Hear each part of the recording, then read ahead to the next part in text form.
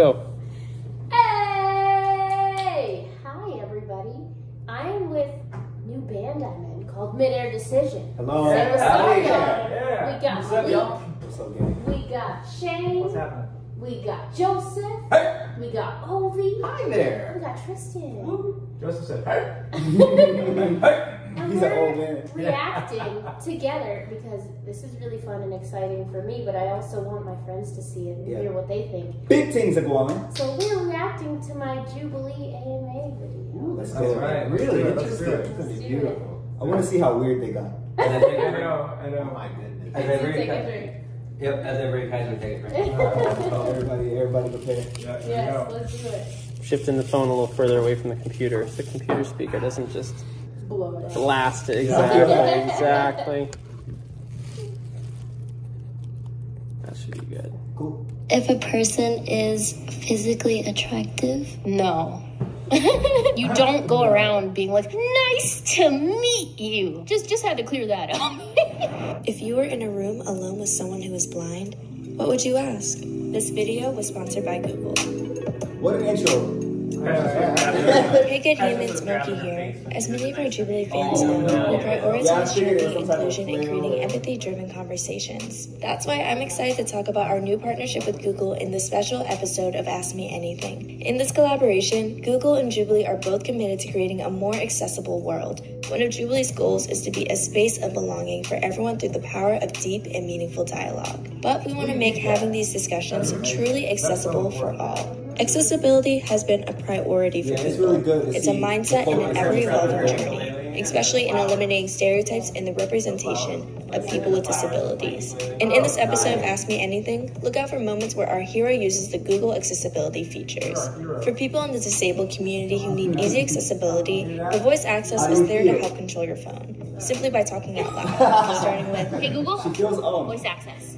Features like the voice guidance, which empowers individuals who are blind or low vision to get around with detailed voice announcements for walking trips with Google Maps. And the talkback feature, which speaks aloud the screen, navigates through apps, and facilitates communication with Braille, voice, and keyboard. Google cares about what they make, making sure it is for everyone. Because in a world where everyone belongs, anything is possible. I wish there was a way to learn for more about blind how people. Google is creating a world where everyone can belong, check out the link belonging.google in the description below. And let's get into the Same.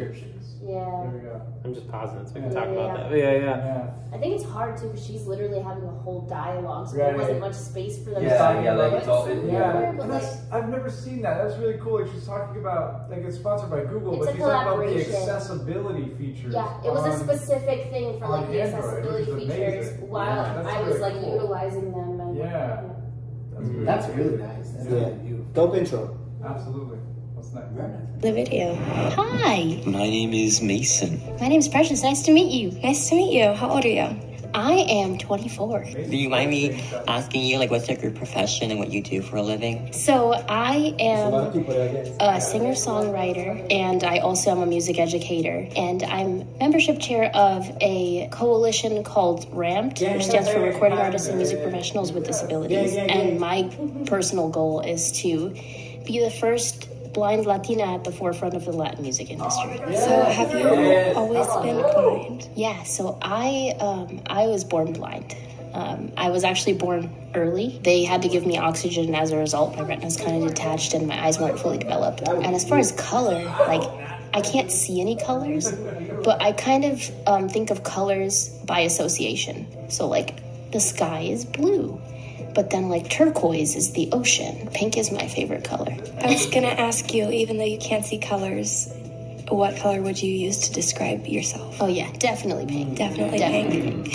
Pink's a great color. It's my favorite color, too. Oh, cool. Yeah. Do you experience any visual sensations when you play or listen to music?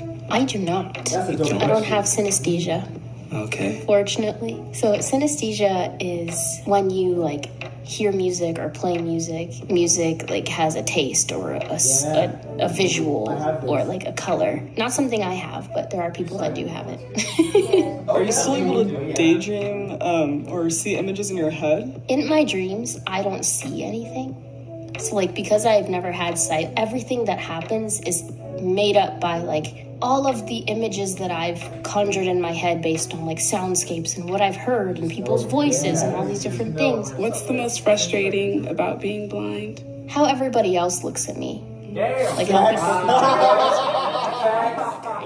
people think of me as incapable, or they view me as a child. It's something called infantilization, which views disabled people as children. How much harder would you say it is to be in the music industry as a blind musician? We do have to work 10 times harder. Mm-hmm. It's not just thinking about, am I ready for this gig or am I prepared? It's, can I get access to this gig? Is there going to be somebody to help me around if I don't know how to get around because I'm not familiar with the gig? Yeah. Will I not get the gig just because I'm disabled, but nobody's actually going to tell me that's the reason? Like, there's a lot of different things, and as far as accessibility within the industry, it's not something that's universal yet. So my next question is, like, how's, like, the dating scene for you as a blind individual? So for me, I'm actually about to get married. So I have a fiance. We met through a mutual friend like 8 years ago. That's awesome. And he's also blind? He is, yeah. It's really awesome because you don't have to explain all the intricacies of like how something feels sometimes, because if you're not going through it, some things people just can't really understand fully. Yeah. Sometimes people assume that like you have a sighted partner that's going to take care of you. You know, like I was getting my nails done the other day and the lady was like, your husband's going to be happy to see your nails. And I was like, you don't know. Could you tell if a person is physically attractive? No. I don't know. I don't really think about that, to be real with you. Like, I look at people's personalities more. You know, I notice voices. That was a big thing. Or like height is something I can definitely notice. Obviously, if you end up getting close to the person and you start like feeling on their face. By the way, blind people don't feel people's faces. That's not a thing unless you're like super close to someone like that you're dating. Like you don't go around being like, no. Has anyone ever like walked into another person and like run into them specifically because they were so short you couldn't hear that they were standing? Yes. I did that once. When I was younger, I actually tripped and fell over a kid. Oh, because he was so much smaller than me. Oh my god. So, yeah, it can happen. Also, I've had people be like, can you feel my face? Like, you want to feel my face? Yeah, people have offered that to me. I'm good, bro. Yeah. Pass. Yeah, I'm alright. I'm okay. No. I need the oily skin. No. We don't like that. No, it's just a really awkward thing to do. I think blind people should start offering that to sighted people. Oh my god, what? We just say, do you want to feel my Just face? ask sighted people if you want to. Or maybe just be like, why? Have you been staring at my face for an hour? Like, what's up? It's confrontational. They'll get scared. Yeah, man. People are sensitive. Tristan's like, what the fuck are you doing, man? I'm feeling your face. I'm trying to get a visual thing. Right. Can I get a plaster mold of this? Nice to meet you. We don't do that. Nobody wants to feel somebody's oily skin. Is your disability, would you say, accurately presented in the media? Definitely not. I don't know, people always think that a blind person has a cane and sunglasses. A lot of the time, like, people aren't using the canes correctly or rarely at all. I'm actually someone who's also considered disabled. Really? Yeah, I was born with a smaller left hand. So I thought this would be a great conversation to have. That's so cool! Yeah. Disabled buddies! Yeah, exactly. Here for it! Let's start a club. We could do it. Let's do it. How have you felt about the term disabled growing up? I identify as a blind person.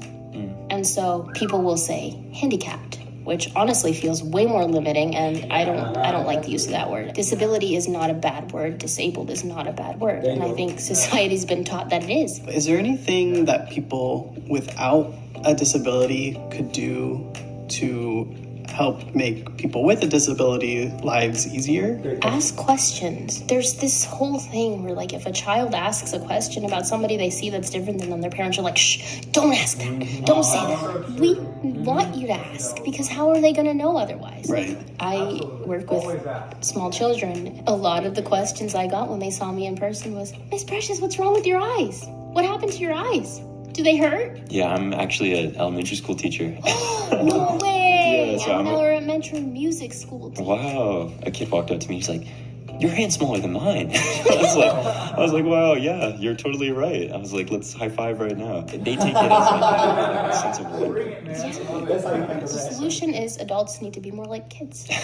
What do you consider your superpower? I think my superpower is love. I just try to spread love with everything I do. I can tell you have a lot of it. I wanna hug you through. I can't see you. You know, with platforms like TikTok and, you know, Instagram, you know, coming out with lots of new content creators with disabilities, would you say that's helped to change, you know, people's perspectives on people with disabilities? There's something called inspiration porn. And what that means is that, like, people have this story about, like, a disability, like, oh, this poor person with a disability, like, they got taken to prom by this, you know, fully functioning person, and that's such a heartwarming thing. What if they were just two friends that wanted to go to prom? Like, why is that newsworthy? Tell me I'm inspirational for things that I do that I've accomplished as a human. Yeah, for but sure. don't tell me I'm inspirational for getting up.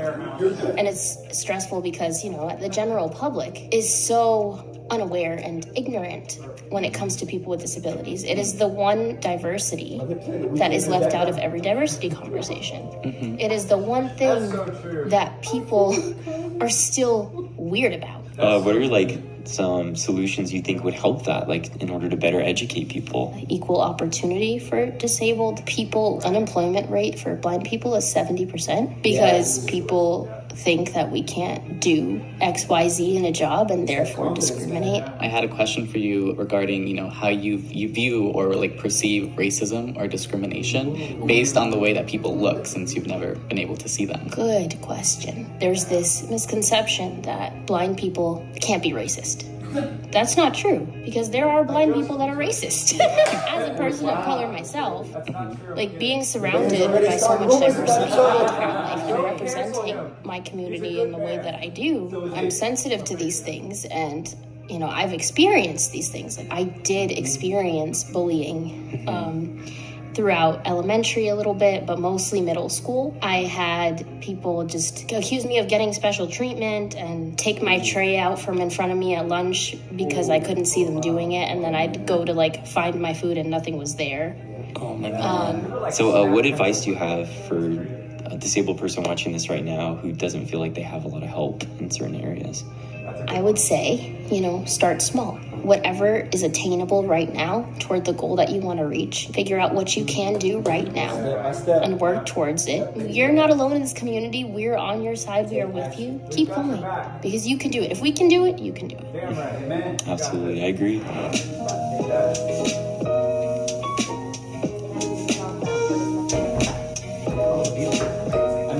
If given the opportunity to see one thing, what would you want to see? I would like to see happy babies. Because every time I'm nervous when I'm performing or something, I envision a bunch of happy babies clapping, and it makes me happy, and I wonder if they look as cute as I think they do. Do you enjoy going out to the movies? What's your favorite movie? So, I do. I like the novelty of, like, going out. They have these listening devices where you can put on headphones and you have a little square box with the volume button, and there's a audio description track narrating what's happening in the movie, so I can enjoy the movie while everybody is also enjoying the movie. My favorite movie, definitely I would have to. So does it get competitive between that and the dialogue? Do you have to kind No, of balance it? They script it. Yeah, they script it so that it's in between the dialogues. They describe what's happening, or like during an action scene, they'll describe it maybe a little bit ahead or a little bit time behind. it. Yeah, It's edited a little bit ahead, or sometimes a little bit before. It depends on the movie. have writers that are a lot of very Netflix concise. documentaries that do it too. They have writers who are very concise, who like put the maximum amount of description in as few words as possible. It's so awesome. And a lot of theaters have this for you. It's almost commonplace now. Like 90% of theaters that you go to are gonna have this available. I'll say now it works 70% of the time. I'll say most theaters have it. In my experience, actually, like it works. Like I would say only about 25% of the time do I have the opportunity to actually watch the movie, because 75% of the time I have to actually leave in the first like 15 minutes of the movie to tell them that it's not working and switch out a battery or something.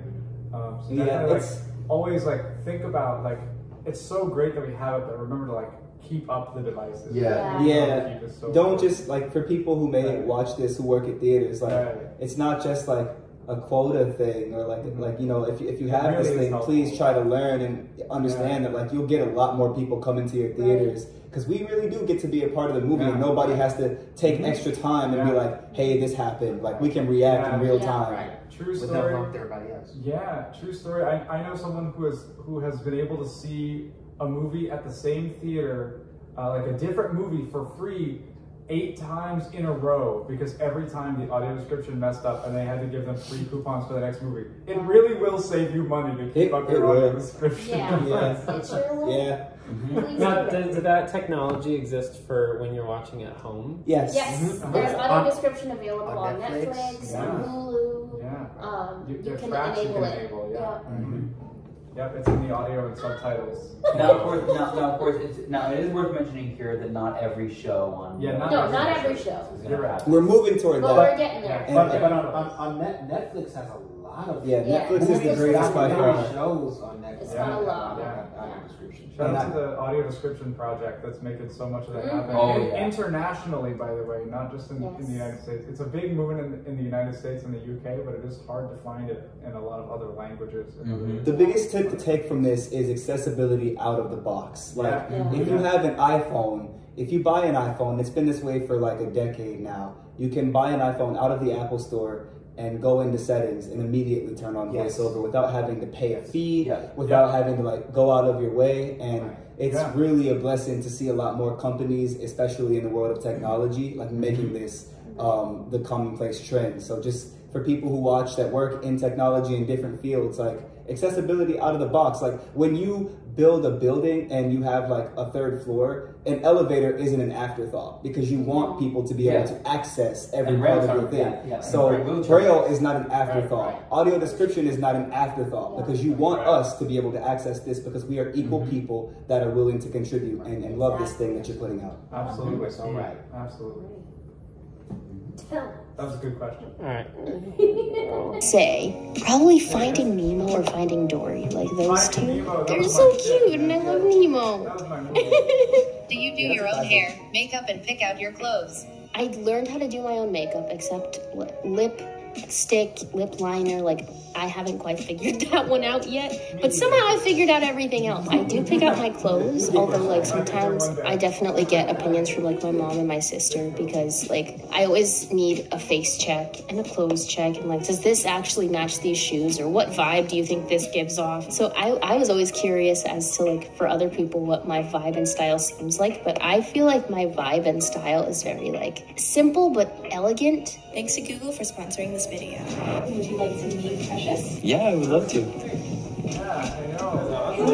What's happening there? It is 12 minutes long. What's that scene there? So these are some outtakes here. Let me rewind a little bit here so you can see what these are. Let me go back. You said, would you like to meet Precious?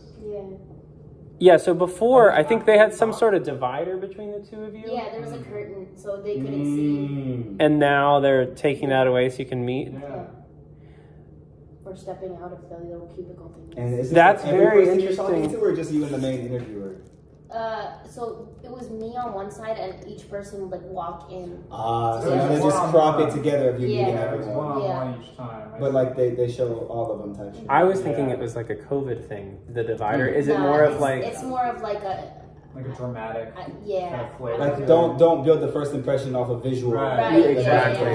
Did they do that with everyone or just? Yeah. Oh, that's cool. And then at the end they're like... That's neat. That's amazing. That's Let's see here, and then... How do I find you on Spotify? Just Precious Perez. That's what you do. Yes. Put the Spotify in as the clip. Yo, whoever edited this video is brilliant. I was gonna say. Oh my gosh, Precious. Do you know how many views this has? No. Does anyone want to guess? 100,000. It has 141,000 views. Fucking right! I was right there! I was right there! It's right there! And how long has this been out? Since Sunday. Since Sunday. Yeah, July 3rd. Over 7,000 likes. Thank you, Google. Oh, thank you, Google. Thank you, Google. Can I read some of the comments? Yes, please. All right, top comment right now says, she should be a voice actor because her voice sounds perfect for a kid's film. That's right. Which means too. That's like... She does have a children's book. It is on Audible. It is on Amazon. And was just saying she wants the voice acting. It's called The Adventures of Chocolate. Look it up. It's a great children's book. And then everyone else's responds that she should. She has such a lovely voice. What a nice idea. I was just about to comment saying she could voice act a Disney princess. You really could. You could make it work so well. That's so right. True. That's true. I want to see Precious voice act like Howard Wollowitz's mother from The Big Bang Theory. You know, I thought you were going to stop at just playing Howard Wolowitz. Yeah, I'd like to see Precious. No, I can't do that. You'll be Howard in the revamp. Yeah, there are so many awesome comments. It's pretty amazing. cool. Someone says, as a disabled person myself, it hit hard to hear her saying that the disabled community is the one community that's never included when it comes to diversity. That's so true. Uh-huh. That's a really really true. It's such a real thing that you said there, because I think a lot of us notice that in different ways, kind of subconsciously, but to hear it actually vocalized and to hear it really articulated, that's really powerful. Well, and you can tell people, I've tried to tell even set of family members that we disabled folks just aren't really included, and they just, for whatever reason, they're just not getting it. I think, and my mom works with blind folks. Yeah, it's hard for people to acknowledge too. No one really wants to. It's hard to accept the fact that all your life you have unintentionally been excluding a group of people. Nobody wants to. It's hard to accept that because nobody wants it to be true, right? No one ever really wants to exclude another group of people. Yeah, no, right? no, ever. It's hard for me to confront it. And if because they mean well, it's not intentional. Now, if you do exclude someone, but you make good on that and look, I'm sorry, I excluded you, I'm gonna make this right. Sure. Then you are proving to us as disabled individuals that yes, you want to learn, you want to better yourself, you want to make things more inclusive, more accessible to a much wider audience, and that's awesome. But if you just keep doing this, treating accessibility or diversity as an afterthought, then you're going to lose a market. You are going to lose so many potential customers, and that's going to hurt. And it's a technology and all facets of that. Yeah. And it doesn't matter what it's in. It could be gaming, it could be music production, whatever. People are people, and we all have a lot of differences. Amen. So we have a lot of similarities. Yeah. And if we exclude one group, we're excluding ourselves, because to allow that to happen is to ignore, a difference that you may have. Yeah. So then if you haven't taken the liberty to make sure you do everything you can, it's a little bit harder for you to then make a case for yourself. Not that it all should come back to being selfish, but I just feel like we are all so similar. So there's really no reason, except for misunderstanding and fear, that we can't learn to break these communication barriers and become closer as a people. That's part of us learning how to work together as a society. And this also happens sometimes, even we're disabled folks will unintentionally exclude other disabled folks, you said, a blind person unintentionally excluding a deaf person or someone who or even other blind people. Yeah. And they don't know it until they find out that they were excluded, or that person gets told, hey, I did this, I'm sorry. That was a dick move, man. Man. But again, it goes back to what I was saying earlier. If you make good on that, and you improve and you work to better yourself and make sure that people in as many communities as is possible are excluded. Or included. Or included. We're ending that out, but it's okay. We know what you mean. Or included. Hey, can we talk about how great that editing was in that video? Yes. That was because solid. the way they chopped some of those answers together was perfect. Like I've seen so many edits where I've felt uncomfortable by what I felt was missing, but in these cases, like I feel like they really trimmed it so that the most poignant, the most powerful thing you had to say really shone through. Yeah. So in this way, the editing actually helped it cut through. Your message was strong. Yeah, that's what the point of editing should be. Exactly, exactly. That's how you should edit. Bring my laptop over here so I can see more comments. Let's see. Speaking of edits, like I've seen like some YouTube videos where like the speech is edited and it sounds all choppy and stuff, and I'm like, oh. I was really, really happy with how Yeah, I think they did this very clean. I have some more good comments. Let's see. I love that her favorite color is pink. She definitely gives big pink energy. I would agree. I would back that. That's true. That's true. Precious is such a warm, bubbly person. I hope she gets the success she is seeking in the music. Yes, that's true. That's true. She really is. I love it. What's your Spotify right there at the end? I know. That's what I'm saying. That's how you edit. Cool. Yep. That's Precious exactly what I was saying. Precious Perez, every DSP, go look. It says, I love how Jubilee is giving us the representation we all wanted. That's right. Yeah. Absolutely. Absolutely. I would love to do something like this myself. Yeah. Yes. I really love that. Like seeing this, like seeing this is kind of like empowering me, going like, yo, who do we need to reach out to do something like this? Because this is. Well, that's the thing. We can all do our own versions of advocacy and pushing this understanding forward. Even if you don't get an AMA, you can go and be an example of an independent, confident blind person just by living your daily life. It doesn't take a platform for you to make a difference. Just a platform. Like, honestly, you have to make a difference, and then you're given a platform because of the example you're seen to be. And then that magnifies what you're able to do. So you got to start from self. Like, True. There are some interesting questions in the comments. Some of them are more casual, and some of them are a little bit deeper. Okay, let's do this. Can we have like a panel? Let's start with a more casual one. Let's see. I don't know, Tristan, you're gonna run out of space. Someone says, one thing I've always wanted to ask a blind person is, respectfully, when you dream, do you visualize dreams, or what do your dreams feel like? Someone like ask that question. Yeah, that was in the video. Yeah, they did ask it. They did ask it. Focus. Concentrate.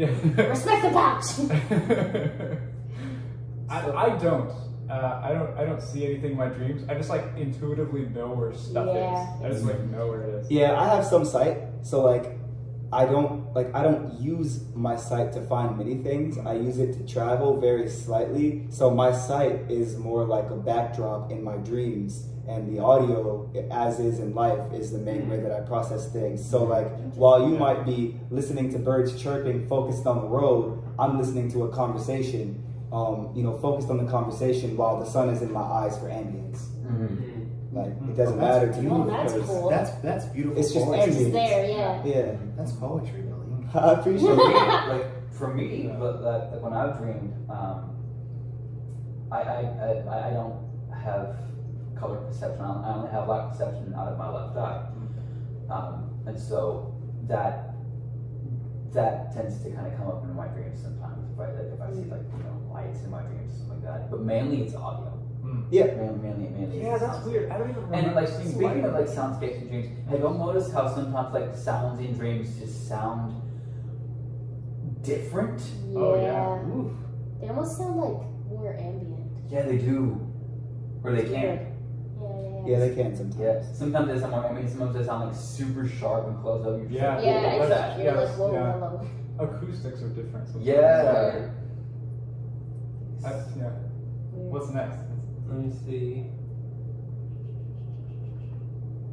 I feel like when I was looking at the comments of this video, I saw someone ask like, "How does a blind person wipe?" No, they were just being silly. They were like, I wish they had asked the more important questions, like how does a blind I've been asked this question before. No, I have too. Same. And my question in return, I'd like to answer this question with a question, which is, when sighted people wipe, I'm asking Tristan, when you wipe.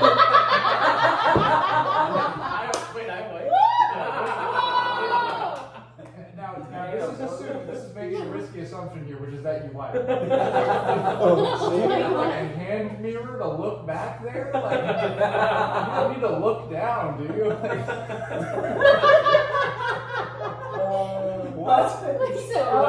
Well, I would say that some people continue to wipe until it comes at till it wipes clean. Right. Till it, you know what I mean? That should be the kind goal, of how right? it, yeah. Oh, so they look at the toilet. Exactly. Oh, exactly. I see. Some, Oh, okay. That makes more sense. Actually. That would make So sense. you look at the paper. Yeah, that makes more So sense. you can tell by feel. Yeah. Oh yeah. You can feel the feeling of the stuff on the you gotta paper practice. without feeling the stuff, bro. It's a weight difference. There you go. The real questions. I hope you see this video. Whoever wrote that comment, we here to answer for you. You know the little scale. Justin's got a scale. He's got one of those talking scales. He puts the toilet paper. I can eyeball it. Bro, if that thing is 7 kilograms, that's one massive shit, right? I like how you just said 7 with no unit after it, though. It's like there's Seven tons. Family feud. Joseph in the bathroom moving bricks. Like, name a number most men exaggerate, and they mean like, you know, their height or their salary, and the woman goes 100. 100 what? 100 meters tall? Like, Oh man. That's awesome. Wow. That's cool. Alright, do you want to juxtapose this with a much more serious Yes. question? Yeah. Absolutely. Okay.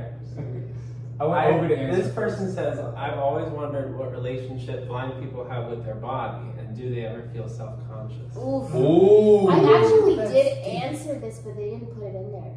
That's a good question. So the answer is yes. We do feel self-conscious, especially like as a woman. I don't know what I look like for real. Like I know what I look like based on what people have told me. Yeah, I have the But same. I do not know, like when I put makeup on, how it matches with my skin. I don't know if this outfit really looks the way it feels, even if it feels nice on me. I don't like, so it's very stressful because somebody can make one little comment and that will make me think a certain way for the entire, like, either associated with that outfit or associated with like, oh my god, like I guess I shouldn't wear this ever again, even though it's one person's opinion and they might, you know, feel differently than somebody else. But it's another thing, you're depending on so many people's opinions. Somebody might have an opinion that's a little bit over exaggerated, it's not even really how it is, but now that is the one that's stuck in your head and you don't know. Because that's your experience of the situation. That's the one that you know. Even like my new details, I was thinking about this a minute ago.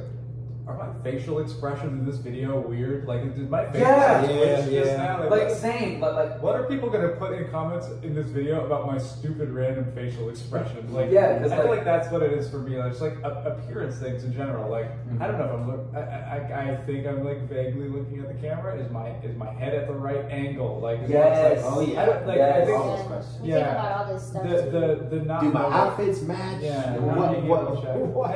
And there are some things that we can do. I mean, there are methods that we can check, you know, to make sure that our outfits match.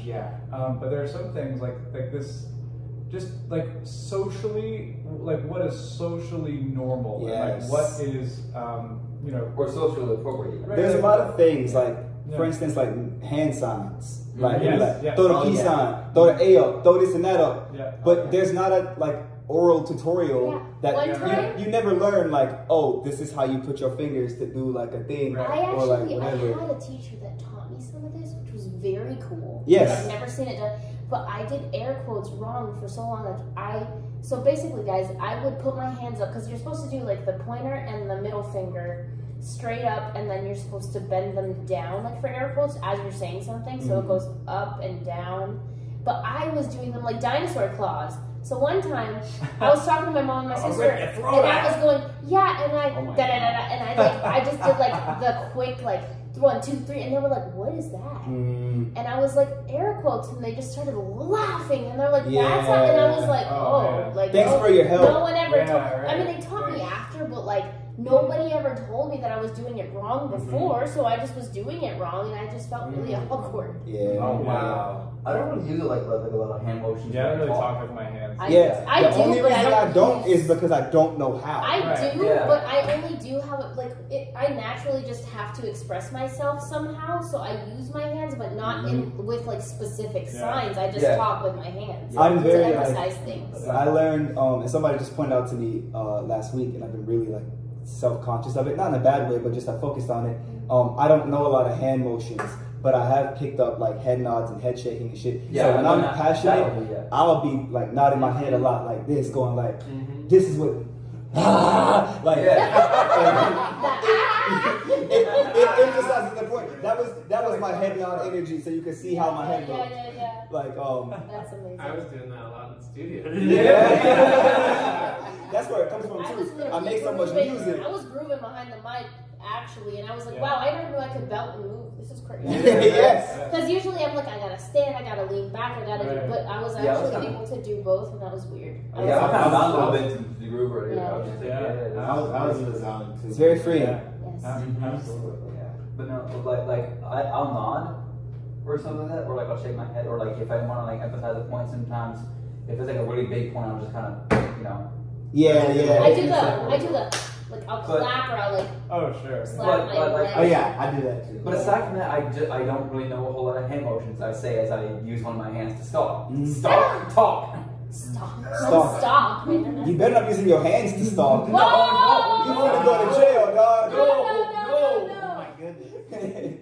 Oh Lord. This video is not made for kids. No. And that's I almost said something really Views and opinions. And that's another thing. Like, don't do that on my channel. I know. And opinions. And that's another thing. Of this YouTube channel, the other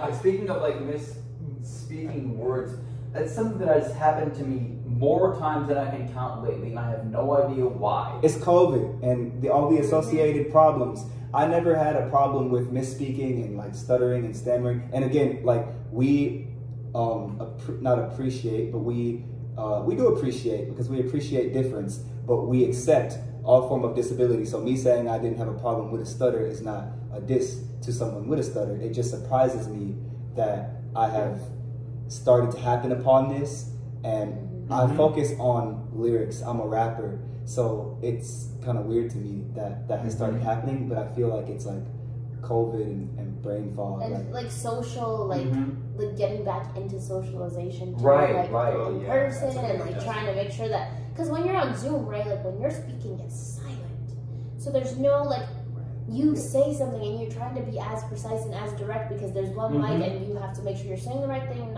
try not to interrupt people. Yep. So I think that's made us all like hyper aware of stuff like that. We're in a change of language right now. The attention span is shortening a lot, and so we're trying as humans in society with things like TikTok, Instagram, and these like 30-second reels. It's all about trying to be as concise as possible, but still being as deep as possible. And sometimes like we rush that, like especially like I'm a talker. I come from the era of just like getting your point out with as much as you can. But now these 30-second reels are more the thing. You really gotta just like be concise, And that's a big thing, is like condensing your point down to like as short as you possibly can. Yeah, that efficiency. And still be able to like make sure that people don't leave out details either. Yeah, absolutely. And it's so hard, especially like if I'm trying to like give like a point as like a drummer to somebody. Oh boy. And like I know they haven't played drums before, and so I have to explain things a little bit. Yeah. But I still have to sort of condense it because that's what we're doing here in society. Sure. I think it comes back to confidence. In an accessible way. Yeah, exactly. That too. They're like, I don't know what I'm confused. Please remember though that you matter. So like if somebody is asking you a question, it's because they want to hear what you have to say. So you're not wasting your time to give them the full drawn out answer that like put care into everything that you do. Didn't want to know, they wouldn't have asked. Don't rush through it. Absolutely right. Yeah. Speaking of which, are there any other good questions? Yeah. Let me see. Well, I was actually going to say too, Shane, when you were talking about the facial expressions and stuff, I've felt that even just with COVID, I feel like I got so used to talking to friends on the phone and all that stuff, that like being out in person with people again and like having long in-person conversations, I felt like I've had to almost relearn the skill of like keeping my face like looking at like that I'm like not bored or something. Right.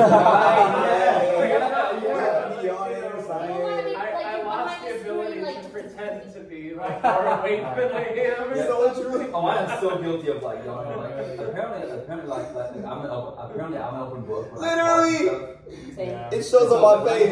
You tired? How you feeling? What you doing? I'm like, oh. Absolutely. You do our best. Absolutely. We'll look for some more questions. Yeah. Is anyone else thinking we should start doing Midair decision vlogs like this? Like, yes! Like that would be amazing. I almost wonder if we shouldn't pause it here so Tristan's phone doesn't run out of space. Yeah, I feel like for these attention spans we speak of, if we're not editing this at all, we should go ahead and wrap, Jack. Yeah. Before we go, I have to say on the keyboards, that's Ovi Magsby. Yes. Incredible. The Hammond B3, the legend. piano keyboards. On the Go drums. check out his EP, man. That's right. Just put out a new EP. Have a Seat. Seat EP. Look at that. Oviante Max. All streaming platforms. Run that up. Yes. Yeah, on the drums, Mr. Joseph King. Come on, dude. Hey,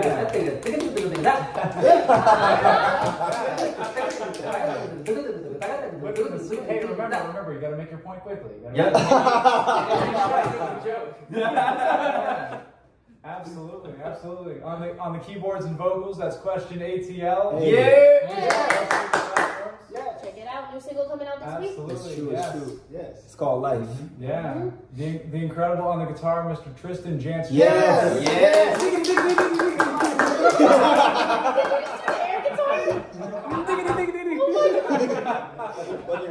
The Jance Revolution. Jance Revolution. Yes.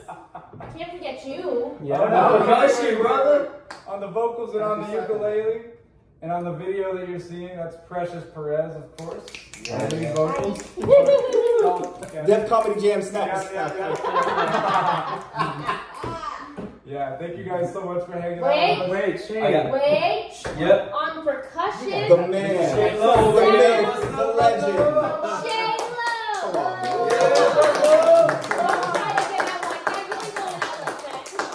Let me be so real.